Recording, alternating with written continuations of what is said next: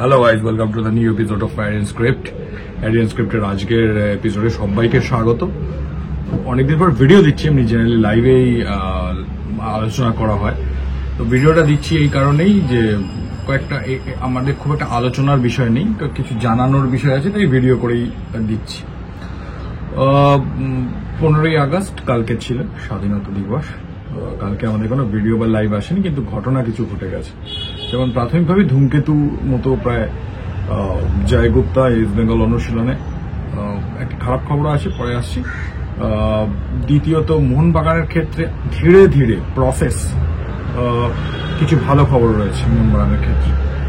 এছাড়া যেটা ঘটনাটা ঘটেছে 15ই আগস্ট, আপনারা জানেন AFC 2 প্রথমে তো গোয়া চান্স পেয়েছে নকআউটে গ্রুপ স্টেজে, AFC 2 এর কোয়ালিফাই করেছে ম্যাচ জিতে।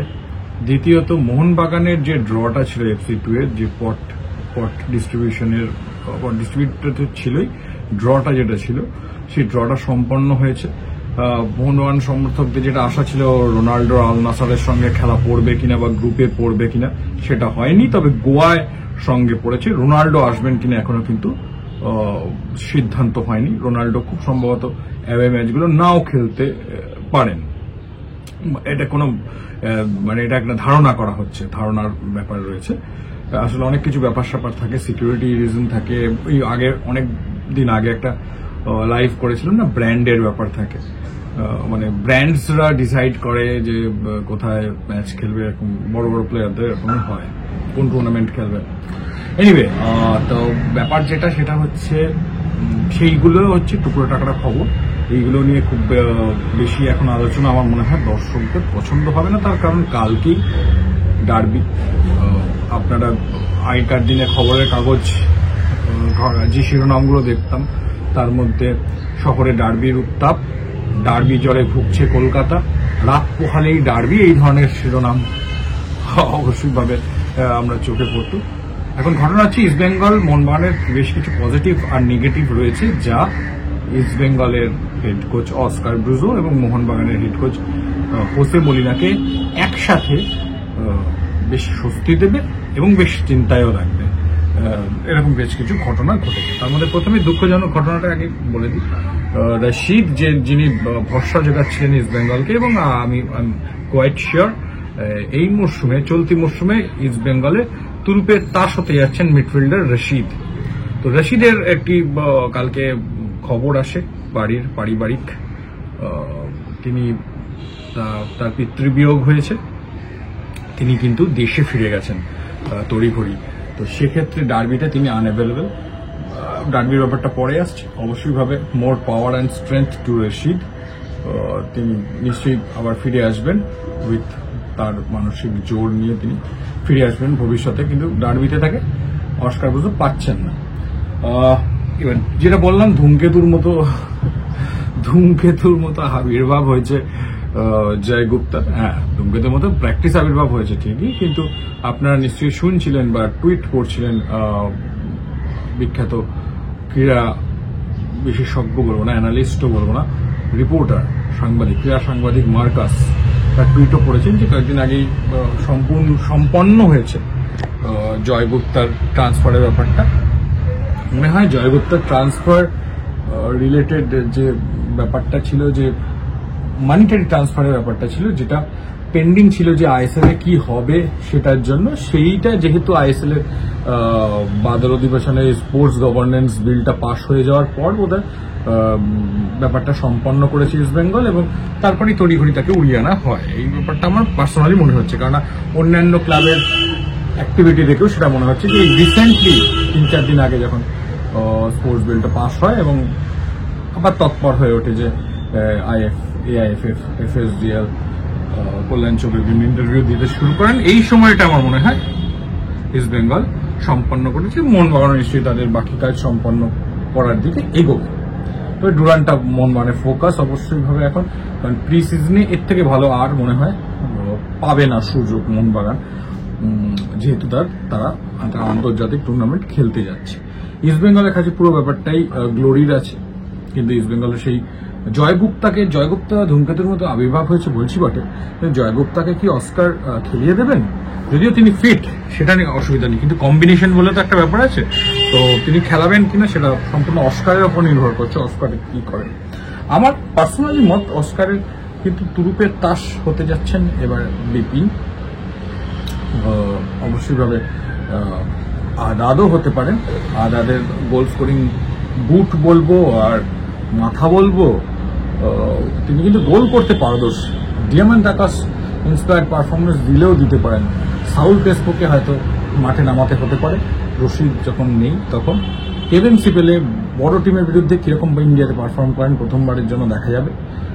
আনোয়ার আলী কিন্তু দুরন্ত ছন্দে রয়েছেন, আনোয়ার আলীর অবশ্যইভাবে ভালো একটা পারফরমেন্স আশা করা যাচ্ছে। সৌভিক চক্রবর্তী অনেক গিভিং চান্স, তিনিও ডার্বিতে যথেষ্ট তার অভিজ্ঞতা রয়েছে, কলকাতা ডার্বি, তারও ভালো ফল করার সম্ভাবনা।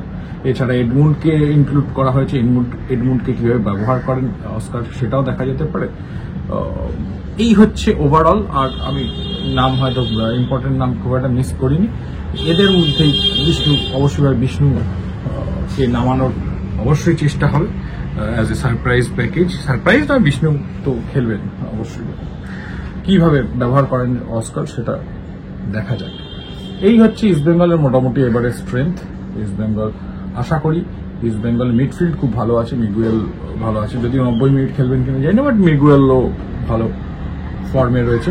ইস্টবেঙ্গলের বিদেশিরা নতুন, মোহনবাগানের বিরুদ্ধে প্রথম টেস্টেড হবে, যদিও পূর্ণ পরাক্রমশালী মোহনবাগান নয়, তাই চান্স বেশি যে তারা হয়তো সাকসেস পেয়ে যাবেন। মোহনবাগানের দিকে যদি আসি, মোহনবাগানের সুহেল চোটের জন্য বাইরে ছিলেন, অল্প অল্প অনুশীলন তিনি শুরু করেছেন। মোহনবাগানের বিদেশিরা অলমোস্ট সবাই অনুশীলন করছেন, তবে তারা কি ফিজিক্যালি সবাই একদম ফিটনেসের চূড়ান্ত পর্যায়ে রয়েছেন? না, তারা নেই।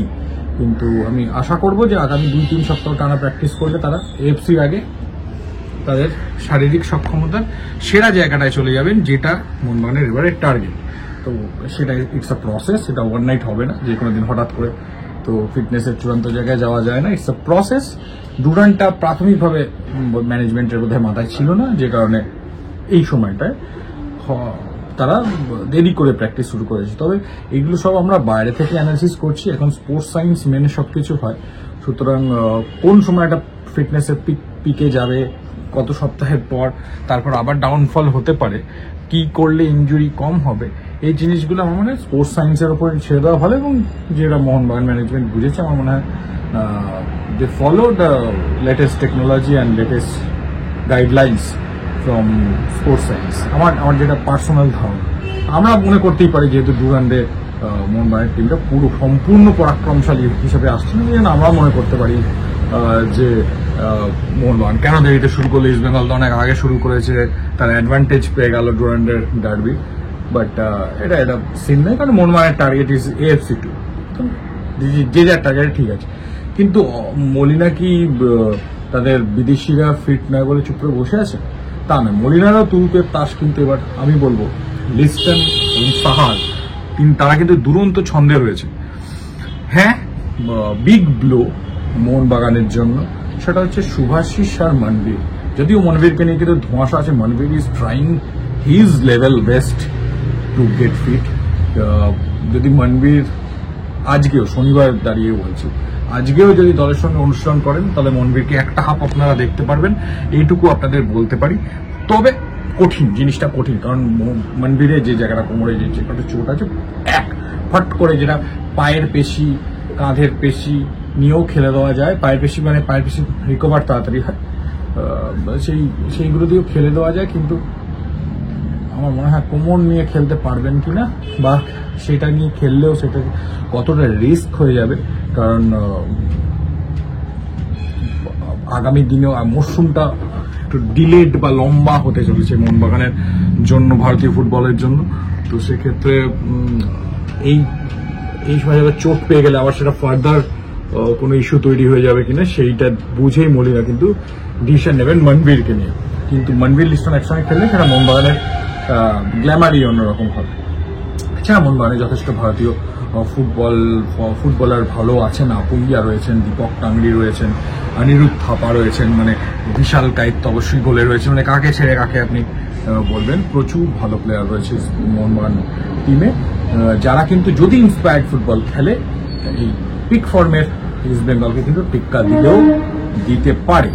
আমার পার্সোনাল ধারণা, দেখুন মোহনবাগান টিমে ক্লাস রয়েছে কিন্তু তারা ফিটনেসের পিকে নেই।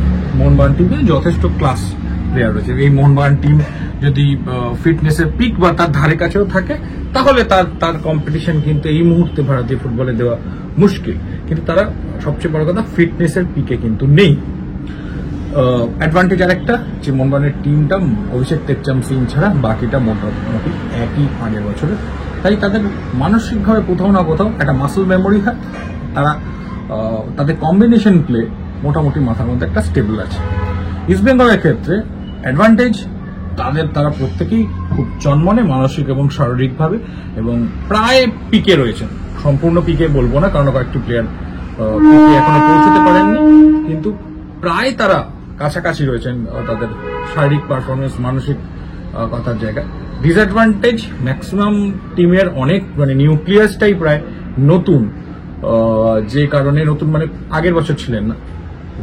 পুরনো প্লেয়ারও আছেন, ভালোই প্লেয়ার রয়েছেন, যেমন নাওরেম আছেন, আপনার ডিয়ামান টাকস রয়েছেন, আনোয়ার আলী রয়েছেন, প্রভসুকান সিং গিল রয়েছেন, রাকিব রয়েছেন, কিন্তু অনেকটা একটা বড় চাঙ্ক নতুন, সেটা একটা ডিসঅ্যাডভান্টেজ। তারা নিজেদের মধ্যে অবশ্যই ভাবে কম্বিনেশন প্লে করেছে, কিন্তু বড় ম্যাচ তারা প্রথমবারের জন্য নামছেন, সো এটা একটা ডিসঅ্যাডভান্টেজ। কিন্তু অ্যাডভান্টেজ ইস্ট বেঙ্গল যেটা সাধারণভাবে অনেকেই মনে করছেন যে ইস্ট বেঙ্গল এগিয়ে, এই কারণে যে শারীরিক এবং মানসিকভাবে টিমটাকে অস্কার প্রায় একদম চূড়ান্ত পর্যায়ে না হলেও তার কাছাকাছি পৌঁছে দিয়েছেন, যেটাই মোহনবাগান যে দেরিতে শুরু করার জন্য একটু পেছিয়ে আছে মানে ক্লাস ওয়াইজ পেছিয়ে নেই, সময় ওয়াইজ মানে আরেকটু সময় দিলে মোহনবাগান সেই পিকে পৌঁছবে, আর হয়তো 1-2 সপ্তাহ পরে। আমাকে যদি পার্সোনালি জিজ্ঞেস করেন, যদিও আমি একটু আনপপুলার মতামত দেবো, আমার মনে হয় যদি মোহনবাগান, যেহেতু মোহনবাগান টিমের মানে অ্যাকচুয়ালি খাতায় কলমে তো মোহনবাগান টিমটা অনেকটা ভারী, তো সেক্ষেত্রে যদি মানসিকভাবে মোহনবাগান টিমের প্লেয়াররা পেছিয়ে না পড়ে, যেটা বারবার আলোচনা হচ্ছে যে মোহনবাগান টিম এখনো পিকে পৌঁছায়নি, যদি মানসিকভাবে পেছিয়ে না পড়ে তাহলে মোহনবাগানকে আটকানো কঠিন হবে ইস্ট বেঙ্গলের ক্ষেত্রে। আদারওয়াইজ মোহনবাগান যদি আগে থেকেই ভেবে বসে থাকে যে না এই আমাদের এফসিটাই টার্গেট, এই ম্যাচটাকে অতটা আমরা দেবো না ফুল, মোহনবাগান যদি ফুল দেয় নিজের মানে যদি মেরিট ওয়াইজ খেলতে পারে তাহলে মোহনবাগানকে আটকানো মুশকিল। একটু আনপপুলার হয়ে যাচ্ছে আমি বুঝতে পারছি, কারণ এই সময় দাঁড়িয়ে ইস্ট বেঙ্গল এতটাই চনমনে ইস্ট বেঙ্গলকে সবাই এগিয়ে রাখবেন, কিন্তু একটু আনপপুলার রাখি, আমি মোহনবাগানকে একটু এগিয়ে রাখছি এই আমার অ্যানালিসিসটা। কারণ মোহনবাগান টিমে এত ক্লাস প্লেয়ার আছে, বেঙ্গল টিমেও আছে, কিন্তু মোহনবাগান টিমে এতগুলো আছে যে কোনো সময় তারা একাই কিন্তু গোল পাল্টে দিতে পারে। তবে ওই কন্ডিশন ওটাই যে মানসিকভাবে তাদের বিশ্বাস করতে হবে যে আমাদের এই ম্যাচটা জিততেই হবে, এই ব্যাপারটা তাদের রাখতে হবে, তবেই সম্ভব। আদারওয়াইজ নর্মাল প্লে হলে যে মোহনবাগান যদি যেরকম স্তীমিত পারফর্ম মানে অবস্থায় রয়েছেন সেরকম যদি থাকে, ইস্ট বেঙ্গল যদি থাকে, তাহলে ইস্ট বেঙ্গল অবশ্যই চান্স আছে, সেটা আমি অস্বীকার করবো না। বাট ওই আনপপুলার ওপিনিয়ন আমি দিয়ে থাকি, সেই কারণে ব্যাপারটা হচ্ছে এটাই বললাম যে ক্লাস এই টিমটায় মোহনবাগান টিমটায় রয়েছে, তাই যদি মানসিকভাবে তাদের চাঙ্গা করে দেওয়া যায়, যদি এই টিমের কোচ পিকে ব্যানার্জি হতেন তাহলে বলতাম যে অবশ্যই মোহনবাগানে কি। তো চলো কি হবে সেটা তো দেখা যাবে, এগুলো সব আমাদের প্রেডিকশন, আপনাদের প্রেডিকশন, আমাদের প্রেডিকশন ডিফারেন্ট হবে, একও হতে পারে, তো সেটা অবশ্যই আপনাদের কি প্রেডিকশন আপনারা কমেন্টে জানাবেন। আজকে আমরা লাইভে একটা আসবো, একটু অন্য সময় হতে পারে, আপনারা একটু খেয়াল রাখবেন। আর আজকে আমরা লাইভে আসবো, সেখানে কিছু ইম্পর্টেন্ট জিনিস আমরা ডিসকাশন করে নেবো, যদি পারি তো আপনাদেরও আলোচনার মধ্যে ডাইরেক্ট অংশগ্রহণ করানোর চেষ্টা করব, দেখা যাক, সেটা এখন আমি ডেফিনেটলি বলতে পারছি। কারণ এখনকার মতো টাটা, আর ভালো থাকবেন সবাই।